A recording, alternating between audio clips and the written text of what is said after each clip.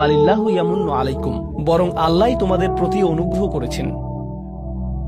এখন পরবর্তী বিষয়, আচ্ছা কেউ একজন নামাজ পড়ে না কেন? আমি তোমার সম্পর্কে বলছি না, আমার প্রিয় ছেলে বা প্রিয় মেয়ে, শুধু প্রশ্নটি নিয়ে চিন্তা করো যে মানুষ কেন নামাজ পড়ে না।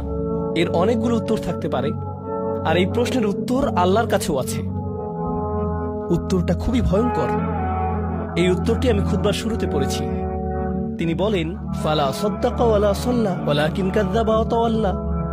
সে আসলে সত্য গ্রহণ করেনি এবং সে নামাজও পড়েনি। তিনি কাফের সম্পর্কে বলছিলেন। তিনি দুইটা জিনিস বলেছেন, এই লোকটি সত্য গ্রহণ করেনি এবং নামাজও পড়েনি। কথাটা ভাবনার উদ্রেক করে। যদি বলা হয় সে সত্য গ্রহণ করেনি, আমার আশা হলো তিনি বলবেন লা সাদ্দাকা ওয়ালা আমানা, কিন্তু তিনি বলছেন লা সাল্লা। এর মানে হলো আল্লাহ সত্য গ্রহণ করার ব্যাপারে তোমার অন্তরে কিছু একটা মিসিং আছে।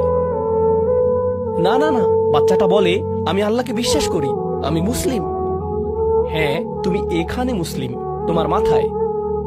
কিন্তু এই সত্য তো শুধু তোমার মাথার জন্য না, এই সত্য তোমার অন্তরের জন্য। তুমি এখনো অনুভব করছো না যে ব্যাপারটা কেমন সিরিয়াস। তুমি এখনো উপলব্ধি করছো না যে এটা কি। মাঝে মাঝে কোনো বিষয় তুমি জানো হয়তো, কিন্তু এই নিয়ে চিন্তা করা থেকে পালিয়ে বেড়াও। এটা সত্য, তুমি জানো বিষয়টা কিন্তু চিন্তা করতে চাও না। আর তাই এটা যেহেতু মিসিং, ঠিক এই কারণে আমি সহজেই নামাজের কথা ভুলে যাই কখনো কখনো, এবং তুমিও ভুলে যাও কখনো কখনো। এমনটা ঘটে কারণ আমাদের অন্তর কিছুটা বিভ্রান্ত হয়ে পড়ে। দিনের এই সত্যতা, আল্লাহকে সেই সত্যটা, সেই অকাট্য সত্যটা আমাদের মস্তিষ্কের পেছনের কোনো একটা সেলফি গিয়ে পড়ে থাকে। আমরা অন্য কিছুতে ব্যস্ত হয়ে পড়ি এবং এই নিয়ে আর চিন্তা করি না। আল্লাহ এটাই বলেছেন। সুতরাং তোমার নামাজ পড়া আল্লাহর প্রয়োজন নেই। এমনকি তুমি যদি নামাজ পড়ো, আমি পড়তে বলছি এই কারণে, তখন কি করো? নামাজের জন্য কিভাবে নিয়ত করো? তখন আমি 4 রাকাত নামাজ পড়বো দাঁড়ালাম, কারণ আমার আব্বা বারবার পড়তে বলছেন। আল্লাহু আকবার। নবী সাল্লাল্লাহু আলাইহি সাল্লাম আমাদের বলেছেন, নিয়ত সঠিক না হলে কাজের কোনো মূল্য থাকে না। ইন্নামাল আমালু বিন্নিয়া, ইন্নামাল আমালু বিন্নিয়া। এমনকি যদি তুমি কাজটা করেও থাকো কিন্তু তোমার নিয়ত ছিল আমি শুধু তোমাকে বিরক্ত করি, এটাই তোমার নিয়ত, তখন এই নামাজ আমার যেমন কোনো উপকার করবে না, ঠিক তেমনি তোমারও কোনো উপকার করবে না। তোমার সত্যিকারের আন্তরিক নামাজ থেকে একমাত্র যে উপকৃত হবে সে হলো তুমি নিজে। এখন এটাই সেই প্রশ্নের উত্তর যে কেন একজন মানুষ নামাজ পড়ে না।